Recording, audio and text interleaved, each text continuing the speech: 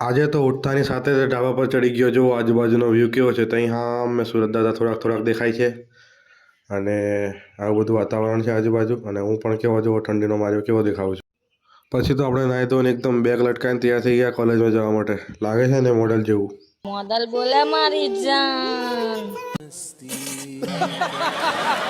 પછી તો આપણે આપણી રામ પ્યારી લઈને નીકળી ગયા કોલેજ જવા માટે. જો કેવું સનસન જાય છે એકદમ રસ્તા પર ખતરનાક. કોલેજ પહોંચ્યા પછી ખબર પડી કે બાજુના ગ્રાઉન્ડમાં મેચ ચાલે છે એટલે આપણે દોડી ગયા મેચ જોવા. ગ્રાઉન્ડ પર પહોંચ્યા પછી જોયું તો જો ને મારો ભાઈબંધ કેવો અમ્પાયરનો બાપ બને છે. પોતાની જાતને અમ્પાયર સમજે છે. हमको सिखा रिया है।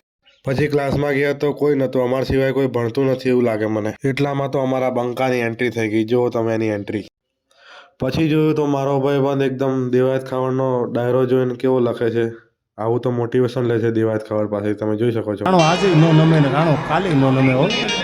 પછી તો લેક્ચર પતી ગયા એટલે ઘરે આવતો રહ્યો. ઘરે આવ્યો છું જેવું તમને બતાવું. જુઓ मुझसे प्यार करती है या नहीं करती है? नहीं, तेरा मुझसे प्यार है या नहीं है? देख, अगर तू ऐसे करेगी ना तो मैं वैसे. આજના વ્લોગમાં આટલું જ. મળીએ એક બીજા વ્લોગમાં. ત્યાં સુધી સપોર્ટ ચાલુ રાખો. જય માતાજી.